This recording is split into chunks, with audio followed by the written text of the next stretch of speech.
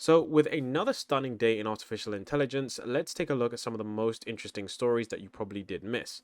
Now, there was actually something I wanted to show you all because this brings us to the wider question on. Now, there was actually something I wanted to show you all because this is something that I think is rather important. Because as AI becomes more and more integrated into society, we are going to see more and more instances of this where people are purposefully trashing autonomous vehicles or autonomous property. Currently, what you're seeing is an individual standing on top of a Waymo and then, of course, breaking the windshield with their foot. Now, this is, of course, not good. They are destroying, private property, which is essentially probably a crime at this point, but I'm not too clued up on the laws. The point is that the integration of autonomous technology into society is bringing some questions that maybe some people just aren't ready for this technology, and maybe some people are just too scared. Now, I think this is a bit of an overreaction, but I'm guessing that from the clip, maybe the person is just homeless since they seem to be holding some kind of, cardboard sign. But discussions surrounding this are pretty interesting because, like I said before, this is something that is quite new, and it's probably the first instances of this. I mean, one of the things that we've previously discussed and something that we've seen from industry leaders keep on stating is that in the future, it's very likely that there will be 10,000 to 20,000 robots deployed, not every day, but like every month around the globe. And I think if that is the case, if there's billions of humanoid robots, how are we going to integrate them into society when some people may just destroy them? Is it instantly going to become a crime? And what is that crime going to be? How long is the time going to be? Now, the reason I actually showed this clip as well was because there was actually an interesting conversation from the CEO of the company. So the VP of the company actually explains what a Waymo is. If you don't know what a Waymo is, it's basically just an Uber without a driver, and it's completely autonomous. And he actually makes some rather fascinating points on why he thinks that this is the future. And I have to say, I do agree. We have a lot of data to show that our deployments, I think, compared especially to humans in various studies, is shown that we have a lot less, crash rate is a lot less, and our property damage claims. There is actually a collaboration with our Swiss reinsurance company showing that, say, injury claims went to zero with our vehicles, and property that's based on 3.8 miles that they analyzed, right? And property damage claims went down 76%. You're in the vehicle by yourself, you can play the music you like. There's a certain level of, I mean, it's a high-end vehicle. It's a premium experience today for the price of normal experience. I think over time there is tremendous opportunity to optimize both our models and vehicle cost and operations to make it yet more affordable.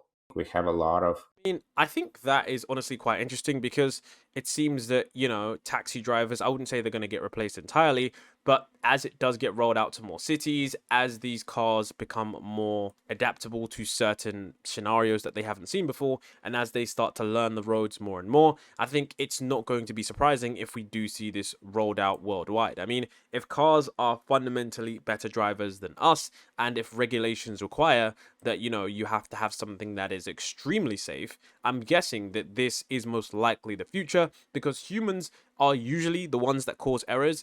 90% of the time when someone crashes, maybe they weren't looking, maybe they weren't paying attention, but usually these systems can work. And of course, you're going to have to get to a system that is like 99.9% accuracy, because if you extrapolate that out to, let's say, 100 million vehicles, if you have 99%, then that 1% is actually quite a lot of crashes. So you do need something that's like 99.999% accuracy.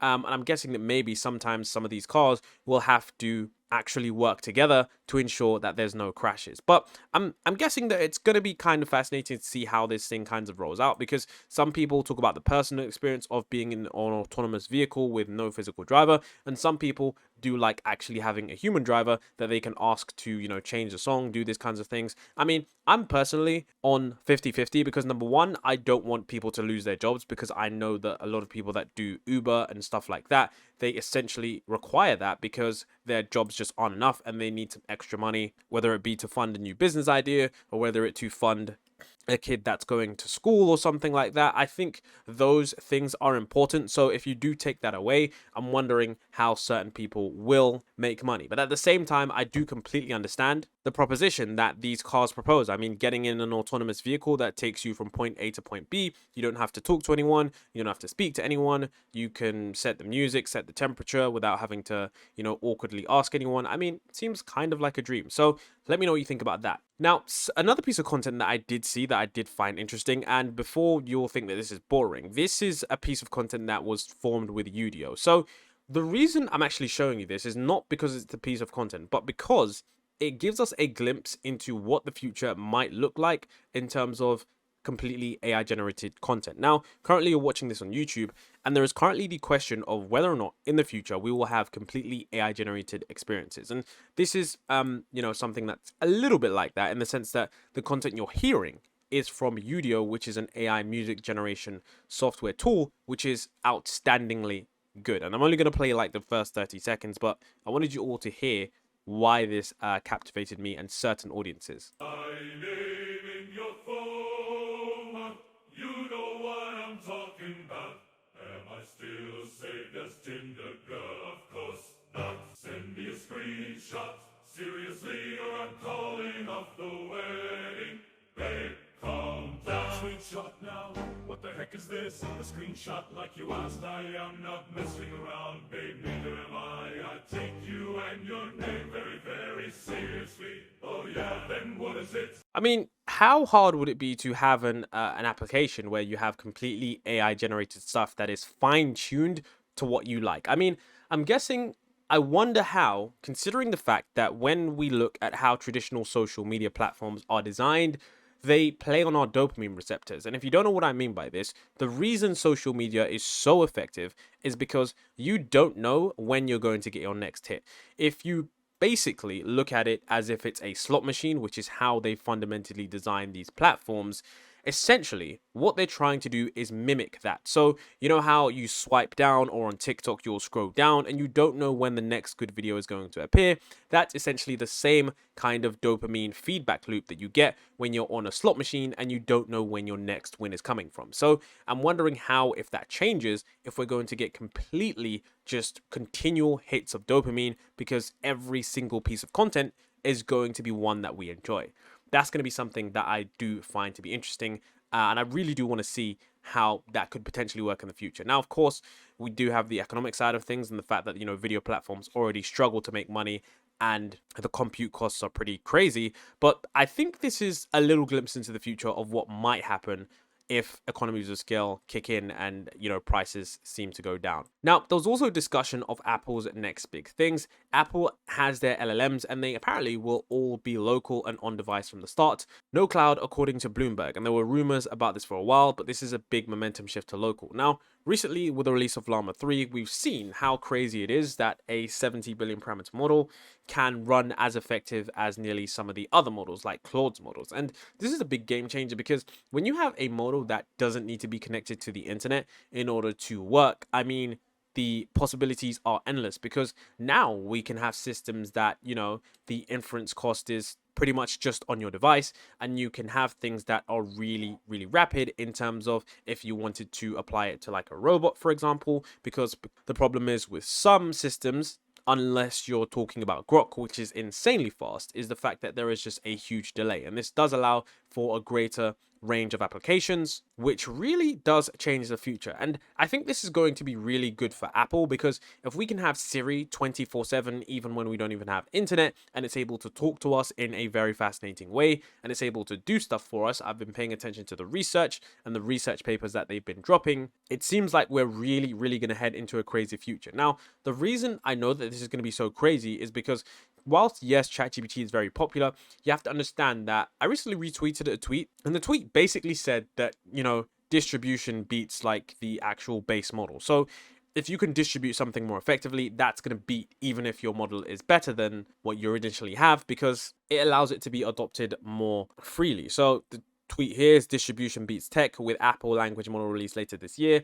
All of the OpenAI bet comes down to GPT-5 being revolutionary. Time to throw the dice. And basically you can see someone said my pastor texted me saying that it's much easier to go to WhatsApp and ask Meta AI than it is to go to ChatGPT. I mean, of course, ChatGPT could get embedded into WhatsApp, but the point is is that ease of use is something that, bests everything. So once Siri becomes an LLM or an AI system or even an AGI system, you have to wonder, are people going to use, sites like ChatGPT anymore if they can get absolutely everything from an on-demand model that they can simply say, hey Siri, and it can give you everything that ChatGPT can, which is a very fascinating question that could shift the dynamics because Apple owns the large share of the iPhone market in most of the Western countries.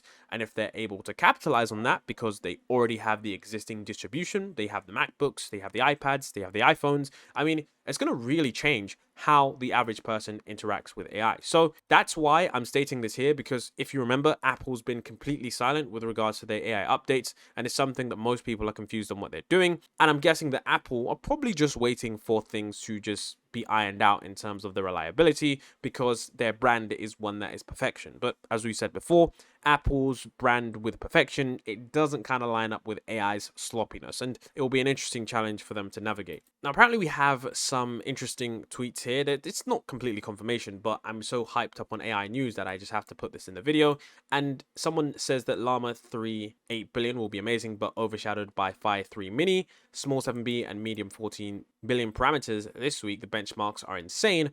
And that was a model that was trained, I think, mainly on synthetic data, and it pushes the boundaries on how compact models are able to perform on certain tasks. So if that does come out later this week, I think that that will be something fascinating because it will show us exactly what we can do with AI. Now, here we get onto the main meat of the video, because this was something that was widely debated among the Twitter community, and a lot of people were giving Mustafa Suleiman a lot of flack about this. And if you don't know, he's the Google DeepMind co-founder, founded Inflection, then is now at Microsoft AI as the CEO of that division. So essentially, just take a look at this clip first, and then I'll, get into why this was so controversial. And the EU have a huge piece of regulation called the EU AI Act. President Joe Biden has, got his own, set of proposals, and we've been working with both Rishi Sunak and Biden, and trying to contribute and shape it in the best way that we can. Look, it isn't going to happen without regulation. So regulation is essential, it's critical. Again, going back to the precautionary principle, but at the same time, regulation isn't enough. And so when I say regulation is not enough, what I mean is it needs movements, it needs culture, it needs people who are actually building and making in like modern, creative, critical ways, not just like giving it up to, companies or small groups of people, right? We need lots of different people experimenting with strategies for containment. And the EU. Now, I'm not sure why he was getting so much flack for this statement on Twitter, and why people were saying that why would they hire a decel, why would they hire that someone that's not a pure accelerationist. And I just think that that isn't the full picture. As someone that is, been in as many AI companies as he has, and as someone that has, a crazy level of expertise, people saying that it's sad, and people saying that he's a decel, I don't think that this is as bad as you think it is. I think the only thing that he's trying to say here is that, we actually need to think about the problem fundamentally, rather than just applying some old legislations that are going to be superseded the moment AI just goes up a notch. And I think whilst, yes, right now it doesn't seem like AI safety is a problem, things aren't a problem until they are a problem. Like, it's easy to say that, oh, this is a decel, yada, yada, yada, until you have a simple AI problem, and maybe the AI escapes containment. And I know this sounds like complete fantasy sci-fi gibberish, but it is until it isn't. I mean, generating images out of thin air was gibberish until it wasn't. Generating videos from text prompts was gibberish until it wasn't. And I think, like I said before, with now the agent wave coming, I think things are going to get a lot more crazier. And I think what people need to think about is not in terms of like products being slowed down and AI being regulated to hell and being like setting the timeline back, a few years. I think what people need to think about is the real risks of AI, which is mainly the risks on your personal safety. Because right now, if you exist on the internet, someone could clone your voice, clone your face, they could understand all your tweets and how you talk, they could, do many just different things that wouldn't be possible previously. And I mean, it's going to be very hard to navigate that future with this level of technology. And you have that problem, you have many other problems, and it doesn't seem like it until it is. But I think in the future, that's the only kind of regulation he's talking about, because this guy's an entrepreneur, which means, it's the principle of move fast and break things. And I think whilst, yes, you do have to move fast and break things,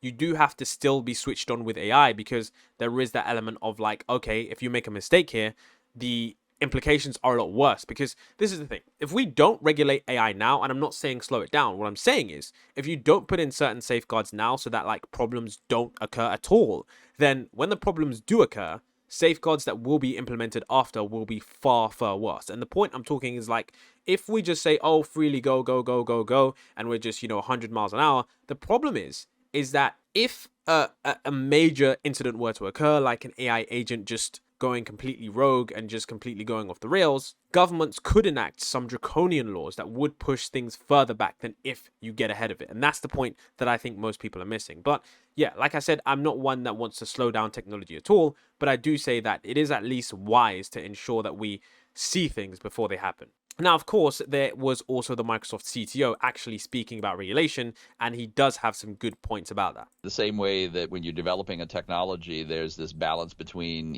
benefits and harms that you're trying to weigh. There's also like positive and negative for regulation. So like if you regulate too aggressively and too early, like you may curtail the development of technology that could be unbelievably beneficial. And so, the thing that I think, again, this is all about societal equilibrium here. Like we have to do what we're doing in a way where we have enough societal trust where we can develop the technology and let people lay their hands on it and evaluate whether it's good or bad themselves, so that we can inform the regulation that actually has to happen. If you don't do that, like you're kind of regulating into a vacuum. You're sort of imagining what a future, might be, and like you don't even know that it exists. And you sort of risk two things, like regulating the wrong thing. So like you think very thoughtfully about regulation, you pass something, and it doesn't produce the effect you intended, or like you inhibit something that could be very, very valuable. So yeah, it's very, very interesting on how this conversation is going to go. And I think, it is a hard job to actually regulate this technology because it's so dynamic and there's so many elements that, it's nearly impossible to get everything right. Now, Mustafa Suleyman actually also did a interesting TED Talk in which he actually spoke about the existential risks of AI. And I think I'm going to play just 1 minute from that clip because I think, as always, it's good to remind yourself of what's actually coming in the wave. I mean, I've read his book. It's actually insightful on how the future is dynamic and changing in terms of this new digital species, which he called it. So what is this? What are these AIs? If we are to prioritize safety above all else, to ensure that this new wave always serves and amplifies humanity, then we need to find the right metaphors for what this might become. For years, we in the AI community, and I specifically, have had a tendency to refer to this as just tools. But that doesn't really capture what's actually happening here. AIs are clearly more dynamic, more ambiguous, more integrated, and more emergent than mere tools, which are entirely subject to human control. So to contain this wave, to put human agency at its center, and to mitigate the inevitable unintended consequences that are likely to arise, we should start to think about them as we might a new kind of digital species. Now, it's just an analogy, it's not a literal description, and it's not perfect. I mean, for a start, they clearly aren't biological in any traditional sense. But just pause for a moment and really think about what they already do. They communicate in our languages. They see what we see. They consume unimaginably large amounts of information. They have memory. They have personality. They have creativity. They can even reason to some extent and formulate rudimentary plans. They can act autonomously if we allow them. And they do all this at levels of sophistication that is far beyond anything that we've ever known from a mere tool. And so saying AI is mainly about the math or the code is like saying we humans are mainly about carbon and water. It's true, but it completely misses the point. And yes, I get it. This is a super arresting thought, but I honestly think this frame helps sharpen our focus on the critical issues. What are the risks? What are the boundaries that we need to impose? What kind of AI do we want to build? Now, there was also actually another TED Talk, and I gotta be honest, this was one that I truly enjoyed the most. It was Daniela Russ, the robotics and AI pioneer, and she actually spoke about how AI will step off into the screen into the real world. Now, this 2-minute clip showcases how they're managing to do that, and their research is truly profound in the sense that, it seems that we're going to get hit by this wave once it becomes full scale. So, of course, I'm going to leave a link to this in the description, but trust me when I say the full TED Talk is honestly just mind-blowing. Created a kitchen environment where we instrument people with sensors and we collect a lot of data about how people do kitchen tasks. We need physical data because videos do not capture the dynamics of the task. So we collect muscle, pose, even gaze information about how people do tasks. And then we train AI using this data to teach robots how to do the same tasks. And the end result is machines that move with grace and agility, as well as adapt and learn. Physical intelligence. We can use this approach to teach robots how to do a wide range of tasks: food preparation, cleaning, and so much more. This means we can make almost anything we imagine. Today's AI has a ceiling. It requires server farms. It's not sustainable. It makes inexplicable mistakes. Let's not settle for the current offering. When AI moves into the physical world, the opportunities for benefits and for breakthroughs is extraordinary. You can get personal assistants that optimize your routines and anticipate your needs, bespoke machines that help you at work, and robots that delight you in your spare time. The promise of physical intelligence is to transcend our human limitations with capabilities that extend our reach, amplify our strength, and refine our precision, and grant us ways to interact with the world we've only dreamed of. We are the only species so advanced, so aware, so capable of building these extraordinary tools. Yet, developing physical intelligence is teaching us that we have so much more to learn about technology and about ourselves. Now, another thing that I did want to talk about as well, just quickly, is that a lot of people online are saying, okay, there's an AI bubble, and they're taking screenshots of all the top AI companies and stating that it's crazy, it's crazy, it's crazy. But the point is that many people aren't missing. And if you don't know, I look at stocks all the time and crypto and all that stuff like every single day, and this just doesn't make sense. And when I say it doesn't make sense, I don't mean it doesn't make sense fundamentally. I mean, they're just taking and cherry picking stocks from the NASDAQ that are literally AI stocks. And it's like, this doesn't make sense. The NASDAQ, the entire of the NASDAQ is falling, okay? If you cherry pick some AI stocks that just so happen to be in the NASDAQ, that doesn't mean an AI bubble is popping. And trust me, guys, when there's an AI bubble, what's going to happen is you're going to see random companies that slap AI in their name, and they're going to get billion-dollar valuations, $100 million valuations overnight, and they're going to be IPOing, and there's going to be so much money flooding the market. That stage hasn't happened yet, and trust me guys, we're a little bit far away from any kind of AI bubble. So these kinds of tweets are a bit disingenuous, and I think what they do show is something else. I think they're indicative of a trend where people just want AI to fail, and I understand why. It's because I don't think people are going to be excited for a technology that's going to replace them when it's supposed to augment them. So, I mean, I guess this is something that people are currently expressing on the timeline. And of course, one of those stocks is, of course, Tesla. But what's crazy about that is with Tesla, Elon Musk is apparently going to be adding Grok into Tesla, which is going to be rather fascinating because adding an LLM to an autonomous car might give it certain other capabilities. So I'm wondering what this development is going to look like, because I'm pretty sure Tesla are going to be having some insane stuff from the year ahead, because it seems like Elon Musk is back in charge and is really trying to put the company into shape. You know, it seems that he's been firing a lot of different organizations within Tesla, and I'm pretty sure he's all in on AI. From the few tweets I've seen about him, you know, stating that, okay, I'm all in on robotics now, and stating that he's going to war with OpenAI and Figure.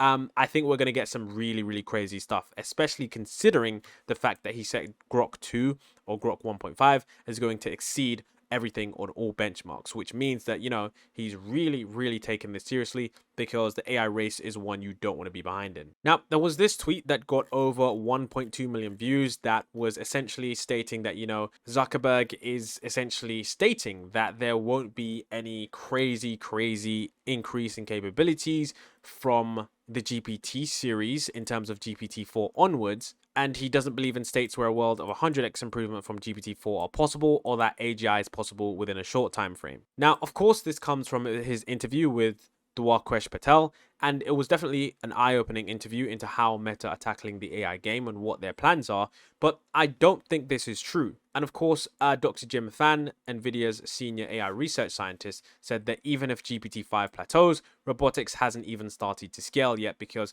embodied intelligence in the physical world will be a powerhouse for economic value. And remember that LLM is not all of AI, it's just one piece of a bigger puzzle. And that's of course something that I try to reiterate quite a lot. Whilst LLMs have taken the main stage, they're not the only thing that goes on in AI. And trust me, when you look at all of the research papers that keep going on, it's kind of crazy how much progress is being done in AI. Like, there are literally so many research papers published every single day. It's actually pretty hard to keep up with. And of course, we had OpenAI employee or OpenAI leaker or OpenAI insider. Honestly, the identity of Rune is one that is still a mystery. And he says, "Are we?" You know, he responds to this tweet saying, "Are we plateauing soon?" Not even close. So it seems that, you know, whatever's going on internally at OpenAI, it seems that the plateau that many people are thinking of just isn't there. And I think the reason that most people think of a plateau is because GPT-4 hasn't been basically surpassed, and I mean meaningfully surpassed, in around a year since its release, a year and a bit since its release. And because of that, I think people are now seeing that these other AI labs are, of course, plateauing in trying to catch up to the model, and because of that, people think that there is going to be some kind of plateau. But remember that OpenAI are quite ahead of the market, and I guess we're going to have to wait to the next cycle to see where things truly are. Now, there was also this crazy thing released by Adobe, and I think the Adobe suite is honestly going to be purely video creation stuff, and I mean, it's going to really change the content creation game. But they released VideoGigaGan towards detail-rich super video resolution, and you can basically do that crazy thing from movies where you say computer enhance and then you get a super high resolution version. And this is an 8 times increase in the level of quality, and I'm wondering if this is also potentially going to be applied to the end of AI video generators, where you just use something to generate a low quality video image and then essentially you can just upscale it with this. I mean, taking that video and then upscaling it to that is pretty intense, if you ask me. And I mean, whilst to some people this might not seem impressive, I think futuristic stuff simply becoming real every single day is something that we should take into account, because I remember so many times people like, enhance on a computer, you can't just do that. But you know, clearly, I mean, that horse, I mean, that is pretty intense. And like I said before, the applications for this are going to be super interesting. You know, those videos on the cameras, on the CCTV, when you're looking at a guy and it's like, you just can't see him. You just can't make out any of his facial features. Well, I guess if you're trying to commit crimes, you might as well stop now, because CCTV, those low resolution footage where it's like, have you seen this man? And it looks like footage from a PlayStation 2 game. Those days are going to be over. So yeah, definitely some fascinating research.